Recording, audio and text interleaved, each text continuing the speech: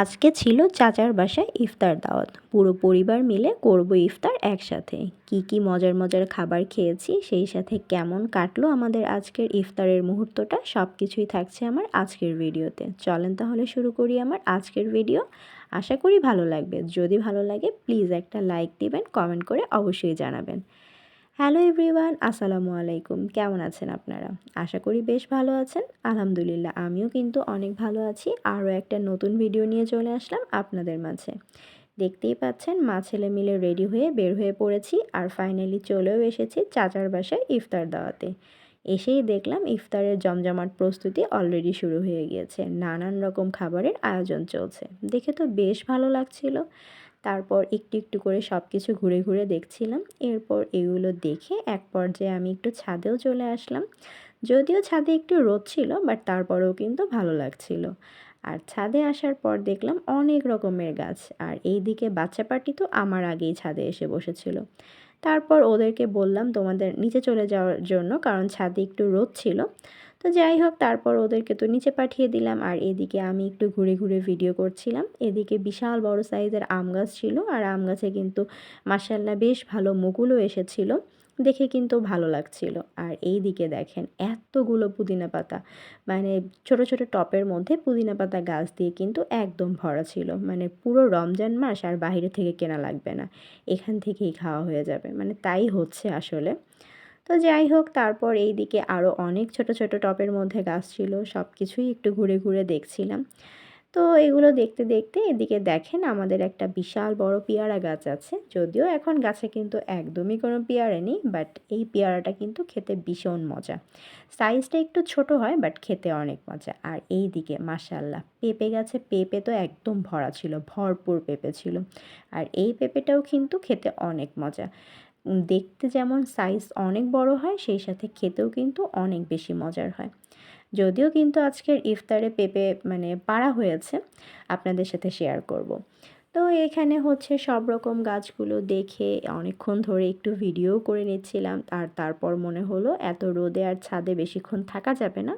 তো যাই হোক, এখন নিচে আমি চলে যাব। নামার আগে আশপাশটা আরও একবার একটু ঘুরে ঘুরে দেখে ভিডিও করে নিলাম।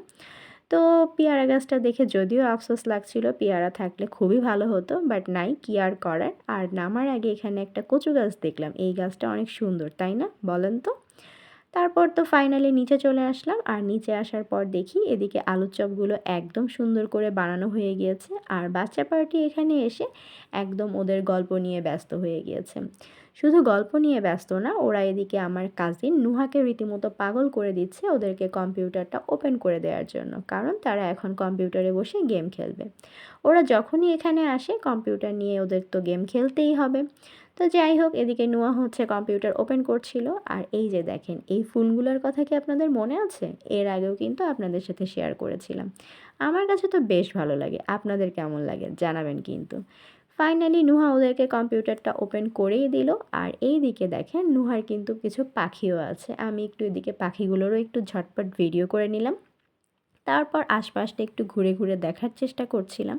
যদিও খুব একটা ভিডিও করতে পারিনি, কারণ বাসা ভর্তি গেস্ট ছিল। তো যাই হোক, ফাইনালি কিন্তু আমি এখন কিচেনে চলে এসেছি। আর কিচেনে আসার পর দেখলাম এইখানে হচ্ছে ভাজাভুজির পর্ব প্রায় শুরু করা হচ্ছে। এখনই হচ্ছে এই তো প্রথমেই বিসমিল্লাহ বলে আলুর চপ দিয়ে শুরু করা হলো। এখানে একদম ফুলকো ফুলকো আলুর চপগুলো রেডি করা হচ্ছে, দেখে তো আমার কাছে বেশ ভালো লাগছিল। তো এখানে হচ্ছে দেখতেই পাচ্ছেন অনেকগুলো আলুর চপ একসাথে দিয়ে দেওয়া হয়েছে। এখানে আলুর চপের পর একে একে পেঁয়াজু, বেগুনি, তারপর ডিমের চপ সব কিছুই বানানো হবে। তো এই তো সবার আগে যদিও আলুর চপটা দিয়ে শুরু করা হয়েছে, তারপর ওই তো একে একে সব কিছু শুরু হবে। আসলে রমজান মাসটা তো হচ্ছে শুধু যে খাওয়ার মাস তা কিন্তু না, এই মাসটা কিন্তু সবথেকে বেশি ইবাদতের মাস। কিন্তু আমরা ওই দিকটা কম করে দেখা যায় সবাই খাবার নিয়ে এত বেশি ফোকাস দিই, যদিও এটা কিন্তু করা একদমই উচিত না। আমাদের খাবারের পাশাপাশি ইবাদতের দিকেও কিন্তু একটু মনোযোগী হওয়া উচিত, তাই না? কি ঠিক বলছি না বলেন তো? এই তো ফাইনালি এদিকে হচ্ছে আলুর চপ ভাজার পর এখানে কিন্তু বেগুনিগুলোও দিয়ে দেওয়া হয়েছে, আর বেগুনিগুলোও কিন্তু মাশাআল্লাহ বেশ ফুলকো হয়েছে। এই তো এখানে দেখতেই পাচ্ছেন কতগুলো আলুর চপ, বেগুনি সব কিছুই রেডি করা হয়ে গিয়েছে। যদিও ভাজা পোড়া কিন্তু দেখতে ভালো লাগে, বাট এটা কিন্তু একদমই হেলদি না, শরীরের জন্য এটা খুবই মানে খারাপ। যেহেতু ডুবো তেলে খাওয়া হচ্ছে, মানে ভাজা জিনিসটা খাওয়া হচ্ছে, তো আমাদের চেষ্টা করা উচিত মানে ডুবো তেলে খাবারটা একটু কম খেয়ে মানে অন্য হেলদি আইটেমের প্রতি বেশি ফোকাস দেওয়া। যদিও আমি কিন্তু এটা একদমই পারি না, শুধু বলেই যাই, বাট প্রতিদিন কিন্তু আমাদের কিছু না কিছু ভাজা পোড়া খাওয়া হয়েই যায়। তো আপনারা কারা কারা হচ্ছে এটা মেনটেন করেন অবশ্যই আমাকে জানাবেন তো কমেন্টে। দেখেন এই তো বেগুনির পর আমি কিন্তু এখানে ডিম চপগুলোও হচ্ছে দিয়ে দিয়েছি। হ্যাঁ, ভাজা পোড়াটা কিন্তু আমিই করছিলাম আর খুবই ঝটপট করে করছিলাম, কারণ এগুলোর পরপর হচ্ছে খাবারগুলো পরিবেশন করতে হবে, প্রত্যেকটা প্লেটে প্লেটে দিতে হবে। এখনও কিন্তু অনেকগুলো কাজ বাকি আছে আর ইফতারের টাইম কিন্তু একদম ঘনিয়ে এসেছে। হাতে সময় খুবই কম ছিল, এ কারণে খুবই ঝটপট করে কাজগুলো করছিলাম।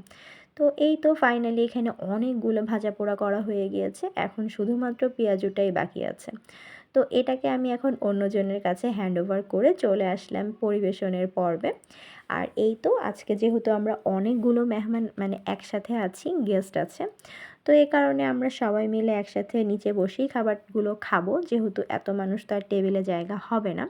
তো এইখানে হচ্ছে আমি আর নুহা দুইজন মিলে বসে সুন্দর মতো খাবারগুলা পরিবেশন করে দিচ্ছিলাম প্রত্যেকটা প্লেটে প্লেটে। যদিও আমি সব কিছু আর ভিডিও করতে পারিনি, এখানে কিন্তু ভাজা পোড়ার পাশাপাশি ফ্রুটস, অনেক রকমের ফ্রুটস ছিল, সেই সাথে জিলাপি, দই চিড়া, মানে অনেক কিছু ছিল, সেগুলোর আর ভিডিও করে আপনাদের সাথে শেয়ার করতে পারলাম না।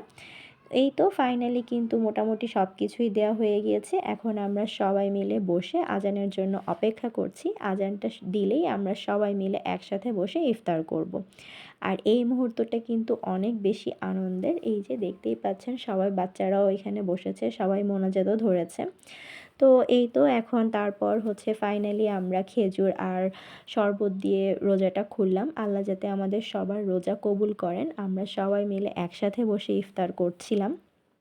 ইফতার শেষ করে তারপর এখন আমরা মানে সব যে যার মতো একে একে উঠে গিয়ে নামাজেও চলে যাচ্ছিল। তো যদিও এখানে দেখতেই পাচ্ছেন আমরা মানে খুবই সবাই মিলে একসাথে আনন্দ করে ইফতারটা করছি। সেই সাথে এখানে আমি আমার প্লেটটাও একটু আপনাদেরকে দেখিয়ে দিলাম। অনেকগুলো খাবার ছিল, মনে হচ্ছিল কোনটা আগে খাবো আর কোনটা পরে খাবো। তো যাই হোক, তারপর যদিও আমিও হচ্ছে খেজুর, শরবত এগুলো দিয়ে ইফতারটা শুরু করে মানে রোজাটা ভেঙেছিলাম। তারপর একে একে অন্যান্য সব কিছুই আস্তে ধীরে খাচ্ছিলাম। এগুলো শেষ করে কিন্তু আমি একটু মুড়ি ভর্তাও করেছিলাম।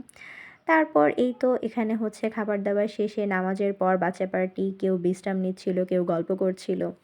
আর রোজার দিনে হালিম থাকবে না তা তো হতেই পারে না, এখানে কিন্তু হালিমও ছিল এবং হালিমটা খেতে কিন্তু বেশ মজা হয়েছিল আর দেখতেও কিন্তু অনেক লোভনীয় লাগছে। আপনাদের কেমন লাগছে অবশ্যই কমেন্টে জানাবেন।